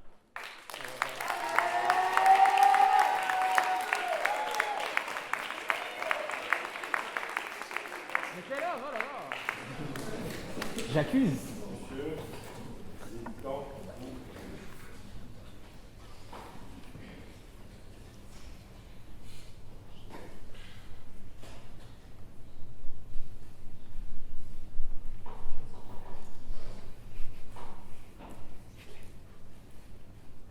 Dans ma petite maison en paille, je me suis faite toute belle. J'ai allumé des bougies au senteur sapin. Moi, je ne l'aime pas. L'oubli. D'accord. Sauf que moi, dans ma petite maison en bois, je suis content de l'accueillir l'oubli. Monsieur le Président, pour tout vous dire, je ne suis pas du tout d'accord avec mon coéquipier. D'ailleurs, lorsque j'ai perdu ma mère, mes sœurs dans un accident de voiture. C'est vrai, Monsieur le Président, c'est vrai. Pendant 2 jours, mes larmes ont coulé sur mes 2 joues. Mais je les ai oubliées. Elles ne me manquent pas du tout. Voyez, je n'en parle même plus. Surtout pas devant 50 personnes. Mon meilleur ami, qui m'a trahi, qui m'a volé tout mon argent. Pendant 1 mois, j'ai mangé du pain dans du pain. Mais de lui, je n'en parle même plus. Surtout pas devant vous. Enfin, je ne sais pas trop. Comment c'est possible en même temps d'oublier aussi facilement?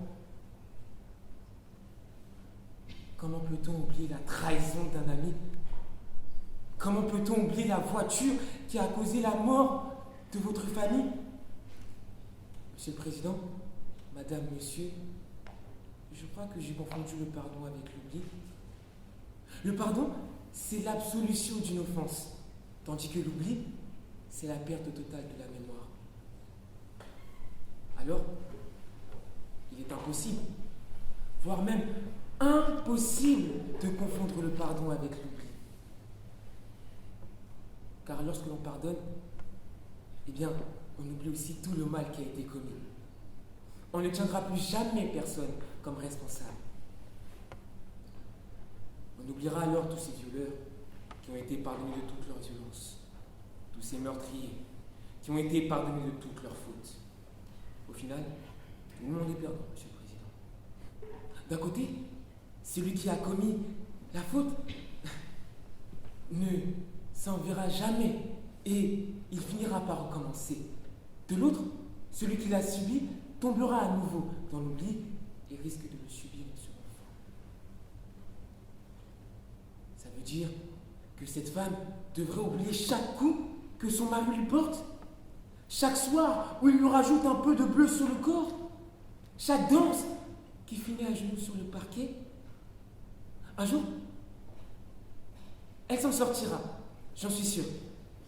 Et ce sera le jour où elle aura pardonné, puisque cela signifiera qu'elle aura fait le deuil de toute cette histoire et qu'elle en ressortira plus forte encore, et qu'alors cela ne lui arrivera plus jamais.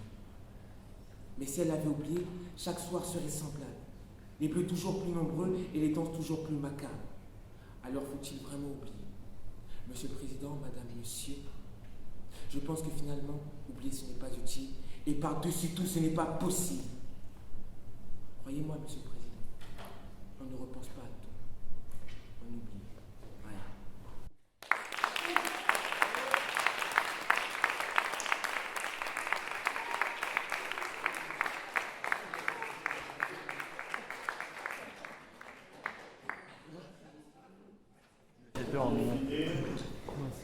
À 10.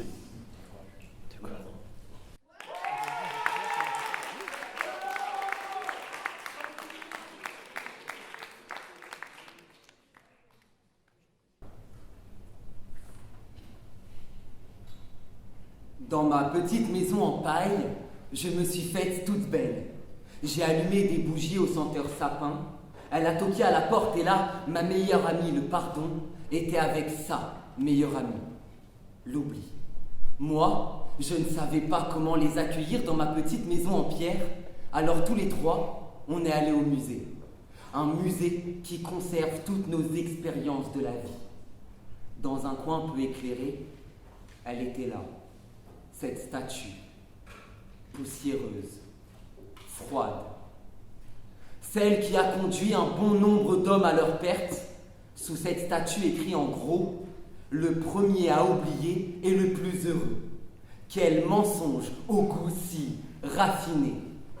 Non, ça ne fonctionne pas comme ça. Cher public, vous monsieur, vous madame, et vous monsieur, avais-je le choix? J'ai pardonné, mais ne vous y méprenez pas. Je ne les ai pas pardonnés parce qu'ils le méritaient, mais parce que je méritais d'être en paix. Parce qu'on pardonne aussi pour ça. On ne pardonne pas que pour les autres, mais surtout pour soi. On pardonne pour notre bien-être, pour notre conscience personnelle. Alors vous savez, moi, j'aimerais tellement pouvoir oublier. Oublier les cicatrices qu'a mon grand-père sur le visage, dû aux tortures qu'il a subies pendant la guerre d'Algérie. Oublier que ma grand-mère ne parle même pas français, parce que les obus s'écrasant jour et nuit l'ont complètement détruite, son école. Oui, j'aimerais tellement pouvoir oublier, mais comment, Monsieur le Président? Je vous le demande droit dans les yeux. Comment pourrais-je les oublier? Le pardon, on peut le considérer comme la première étape pour avancer, mais il nécessite des concessions, car lorsqu'il est dur de dire « je te pardonne », il est encore plus dur d'oublier. Mais au moins, lorsqu'on pardonne, on ne garde aucune frustration, aucune rancœur. Non, bien au contraire. On en tire des leçons. Et ce sont ces leçons qui nous serviront pour toute la vie. Et Monsieur le Président, Madame, Monsieur, c'est bien pour cela qu'on ne pourra jamais oublier. Alors, ensemble, ce soir, tirons ensemble des conclusions sur ces leçons. Ne laissons plus mes contradicteurs plaider sans notes, ils ne savent pas plaider. Ne laissons plus Monsieur Castel rédiger les sujets de droit pénal, il veut notre échec scolaire. Monsieur le Président, je vous regarde depuis tout à l'heure et vous ne semblez n'avoir strictement rien dans la tête. Madame, vous n'avez aucun charisme. Monsieur, il n'y a visiblement rien à aimer chez vous. Quand vous rentrerez et que vous repenserez à cet homme au costume bleu qui vous a délibérément insulté, vous pourrez vous dire que vous l'avez pardonné, mais quand vous rentrerez, vous, madame, dans votre maison de paille, vous de bois et vous, monsieur de pierre, eh bien, comme nous, vous aussi, vous ne l'oublierez pas.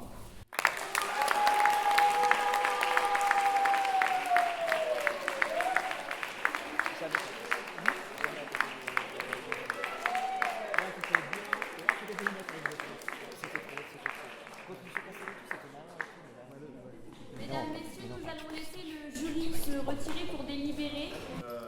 Remercier d'abord Evry Insolent qu'on va voir alpaguer à 23h. Est-ce que tu veux venir? Je fais bon, ok, pas de souci. Vous remercier encore une fois, remercier l'Université d'Evry, Evry Insolent et Lysia Sévry pour m'inviter une seconde fois dans cette ville. Un endroit fort spécial, une petite bourgade de l'Essonne qui a. Voilà. Qui est très bien. Oui, mais en tout cas, c'est pas de Colan. Voilà. Merci beaucoup de m'avoir invité. Merci beaucoup aux candidats que j'ai du plaisir à écouter. Vous avez toutes et tous un talent certain. J'ai entendu des choses, j'ai vu des choses et j'en ressors conquis. Mais parce qu'Irina m'a déjà menacé, nous n'avons pas le temps. Bon, je vais faire simple. Nous allons procéder en 3 étapes. Une première étape pour désigner les joutes qui sortent vainqueurs de ce concours. Seconde étape, les meilleurs orateurs par joute. Et enfin, nous avons quelques mots spéciaux à la fois pour meilleur orateur et pour quelqu'un d'autre. Je dirais pas qui. Pour les joutes, sont arrivés et déclarés vainqueurs de la première joute, l'équipe Carpofort.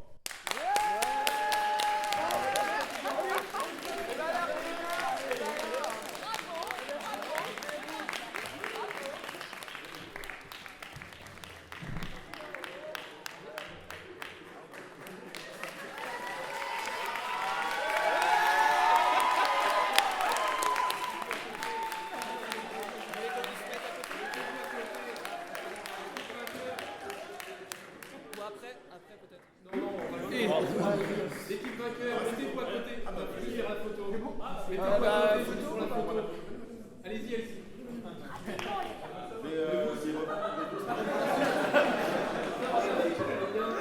Regardez-moi.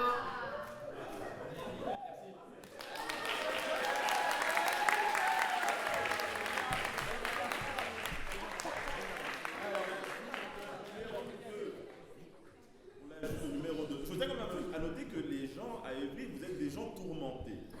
La plupart d'entre vous parlez d'amour, de rupture. Si vous avez des problèmes, vous savez, les psy, c'est pas très cher. Vous m'avez transmis une frustration qui, je vous avoue, voilà, m'empêchera de dormir. Pour la joute numéro 2, c'est l'équipe Crixus.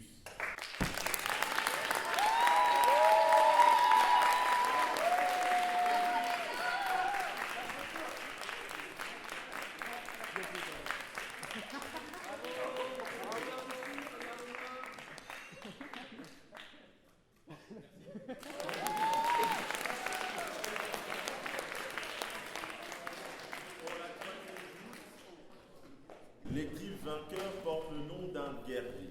Un guerrier très courageux qui s'appelle Spartacus.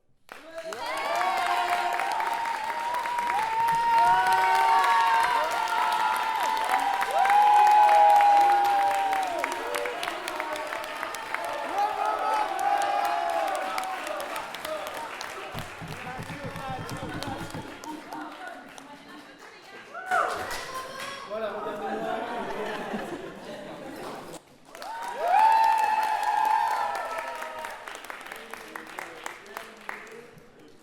Et j'appelle Spiculus à nous rejoindre.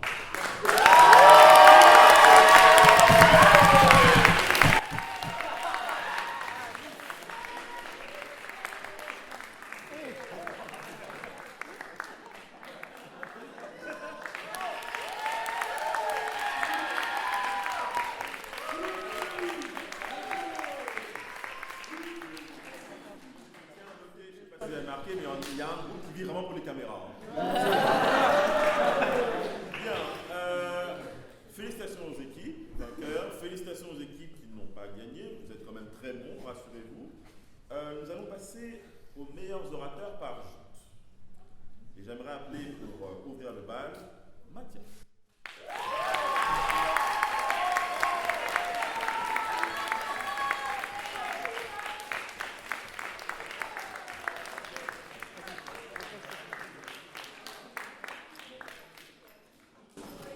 Voilà, regardez-moi.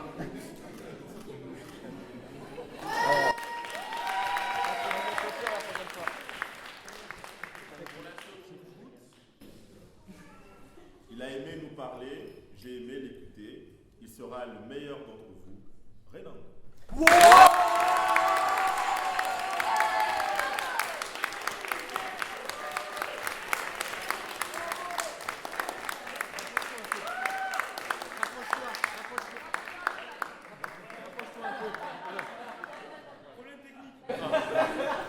C'est bon.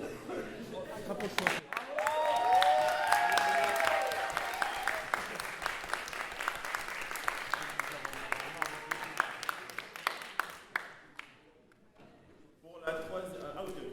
Pour la troisième joute, il nous a raconté sa vie.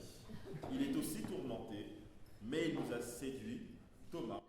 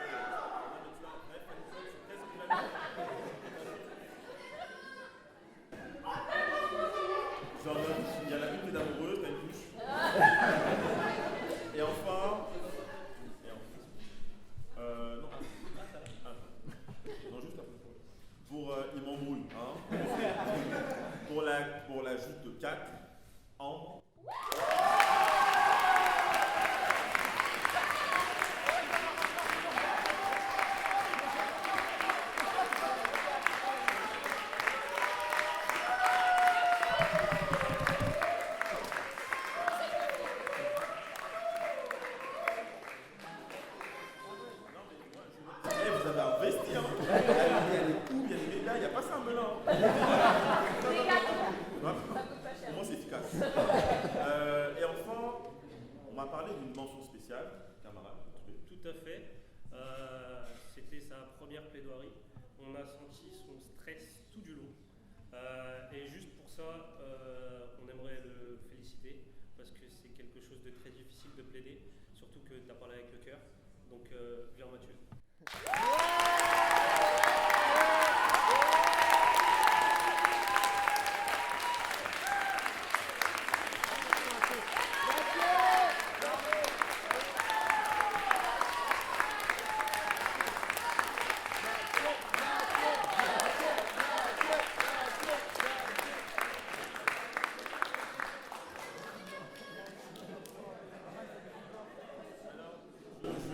Je repasse encore un message. Hein. La madame est polygame.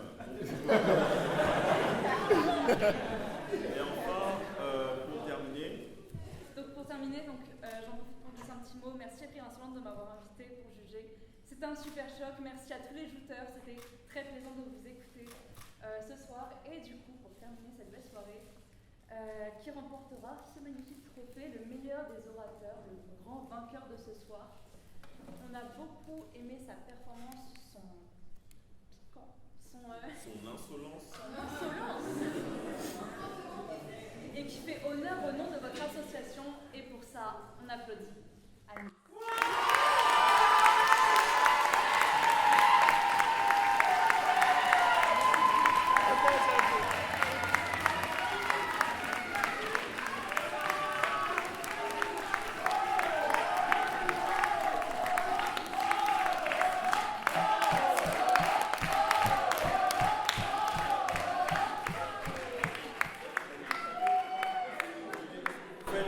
Il va servir, il va avoir un boulard, ça n'êtes pas prêt.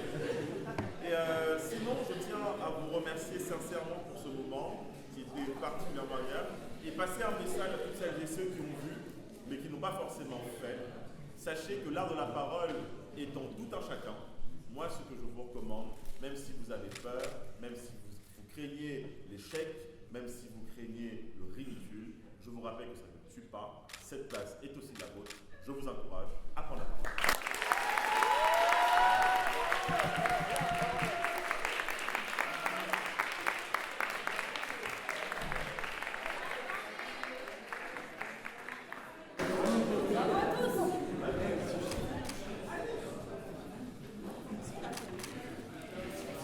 Merci à tous, je tenais simplement à vous remercier d'être venus, nombreux ou pas. Merci membres du jury, vous êtes déplacés pour la plupart.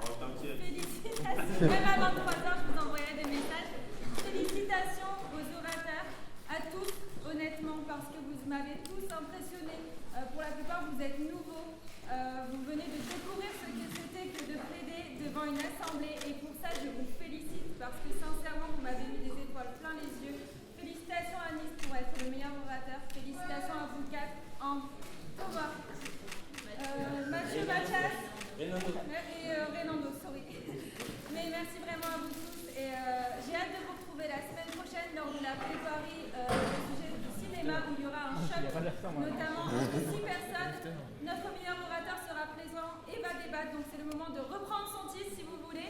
Et par ailleurs, je vous annonce d'ores et déjà que nous avons commencé à organiser le prochain procès qui se déroulera au mois de mars. Et je peux vous dire qu'il va être détonnant et que c'est du jamais vu et que sincèrement on vous attend nombreux parce que nous allons réserver comme une scène, mais quelque chose d'énorme, d'extraordinaire. Donc tenez-vous.